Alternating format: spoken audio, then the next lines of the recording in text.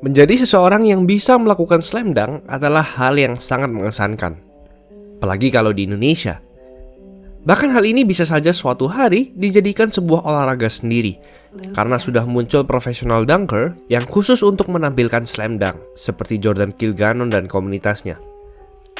Anda harus punya lompatan yang super tinggi, ditambah badan yang tinggi juga untuk melakukan slam dunk. Namun tentu, ada juga orang yang karena terlalu tinggi, mereka bahkan tak perlu melompat untuk melakukan slam dunk.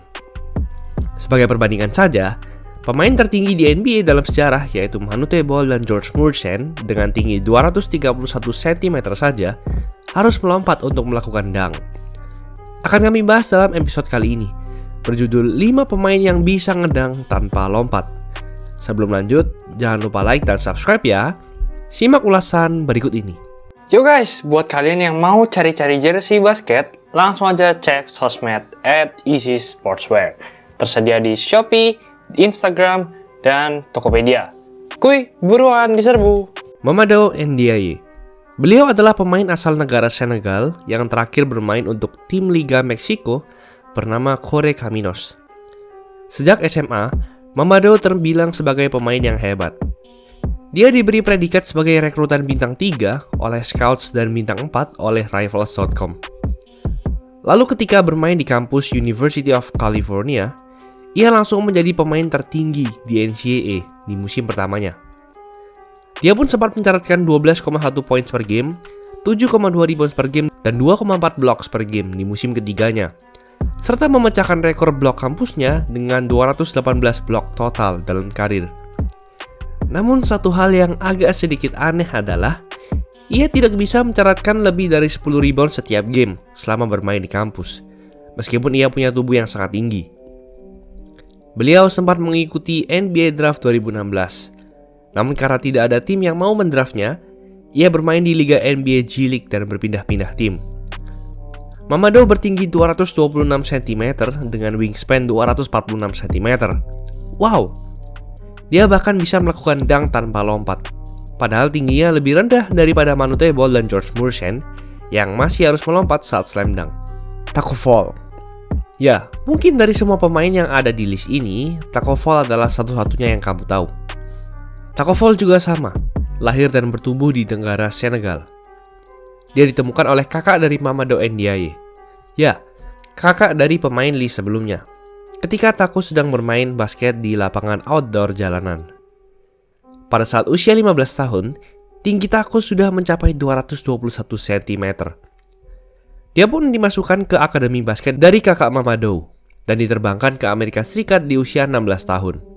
Di sana, ia pun dilatih oleh legenda NBA, Hakeem Olajuwon. Ia bahkan sudah bisa melakukan dunk tanpa lompat sejak SMA. Saat ia bermain di SMA di Amerika Serikat, ia bertinggi 229 cm dan menjadi pemain basket tertinggi di negara Amerika Serikat saat itu. Dia pun langsung booming di musim pertamanya. Di saat tahun ketiganya saat SMA, ia bermain untuk sekolah Liberty Christian Preparatory School di Florida. Ia mencatatkan rataan 20 points per game, 15 rebounds per game, dan 5,1 blocks per game selama semusim. Akibat hal itu, ada 40 kampus yang ingin merekrutnya. Dan ia pun memilih untuk bermain membela kampus University of Central Florida atau UCF. Saat ia bermain melawan kampus UC Irvine, Tacko Fall bersama lawannya Mamadou Ndiaye mencetak rekor sebagai pemain tip-off tertinggi dalam sejarah kampus Amerika Serikat.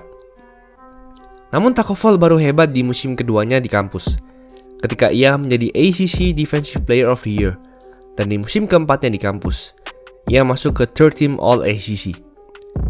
Tacko Fall memiliki wingspan sepanjang 254 cm.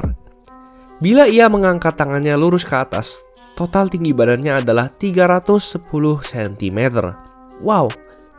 Meskipun ia bisa melakukan slam dunk tanpa melompat, punya tinggi badan serta wingspan yang panjang, namun tidak ada tim NBA yang mau mendraftnya pada 2019. Fall sempat bermain di Celtics dan Cavaliers, namun karena performa yang buruk, ia pun dimasukkan ke tim G League Cavaliers, yaitu Cleveland Charge. Kenny George. Yang ini berbeda, karena Kenny berasal dari Illinois, Chicago, Amerika Serikat.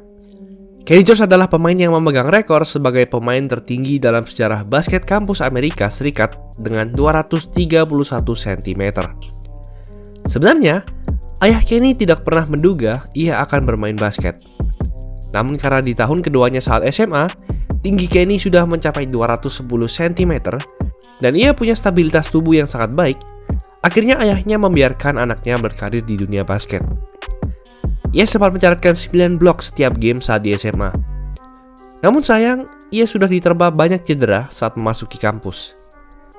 Ia sempat tidak bermain pada musim 2005-2006 sama sekali karena harus melakukan operasi di lututnya. Namun saat ia pertama kali bermain pada musim 2006-2007, hanya bermain 15 menit saja, Kenny langsung melakukan 5 blocks. Namun hanya bermain 5 game saja, lutut Kenny mulai memburuk. Ia terpaksa menjalani musim dengan lutut yang setengah cedera. Sebenarnya, Kenny tergolong sebagai pemain yang sangat hebat di kampus. 2 tahun bermain di kampus UNCA, ia menjadi pemain basket tertinggi di negara Amerika Serikat, mengalahkan tinggi pemain-pemain NBA. Ia sempat mencatatkan 12,4 poin per game, 5,3 rebounds per game, dan 2,7 blocks per game, padahal hanya bermain selama rata-rata 15 menit per game saja di musim keduanya. Ia juga punya persentase field goal sebesar 73%.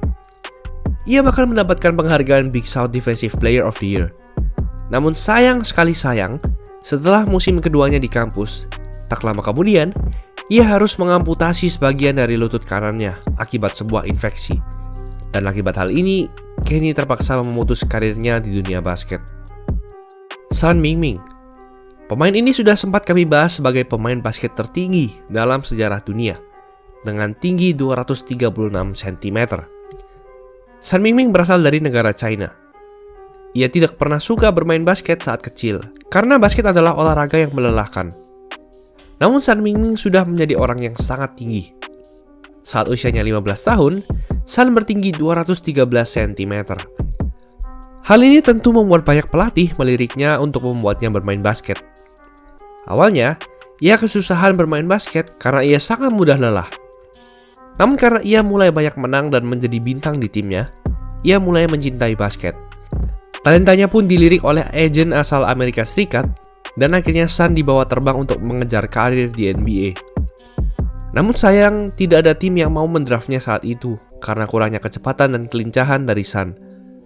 Dan saat pemeriksaan kesehatan, ditemukan bahwa Sun memiliki tumor di otaknya. Justru hal inilah yang membuatnya tumbuh menjadi super tinggi, di mana otaknya memproduksi hormon tinggi secara berlebihan yang justru membahayakan nyawanya. Sun pun berhasil mengoperasi tumor tersebut dan kembali berkarir di dunia basket.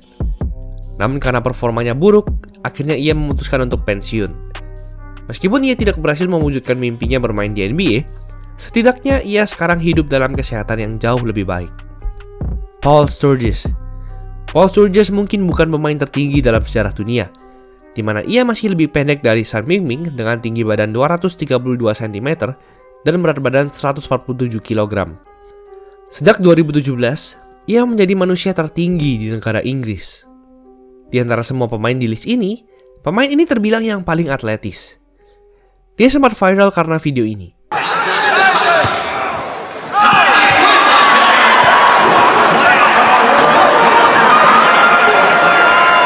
Dan anehnya, Paul justru dijuluki Tiny, yang artinya mungil, di timnya. Dia lahir dan tumbuh besar di Leicestershire, negara Inggris. Paul juga bermain banyak olahraga lain seperti golf dan football. Ia sudah bermain basket sejak usia 14 tahun. Pada saat berusia 14 tahun, ia masih terbilang pendek dengan tinggi badan hanya 168 cm. Namun tiba-tiba, pada saat usia 16 tahun, ia mengalami pubertas dan bertambah sangat tinggi menjadi 210 cm. Dan pada saat usia 18, ia bertinggi 218 cm. Dia sudah bisa memegang ring basket tanpa berdiri saat ini. Ia pun diperiksa tentang tinggi badannya. Untungnya, dokter berkata bahwa tinggi badannya adalah murni genetik dan tidak ada masalah di baliknya. Ayahnya sendiri bertinggi 208 cm. Ia berpindah dan berkarir di dunia basket kampus Amerika pada tahun 2007.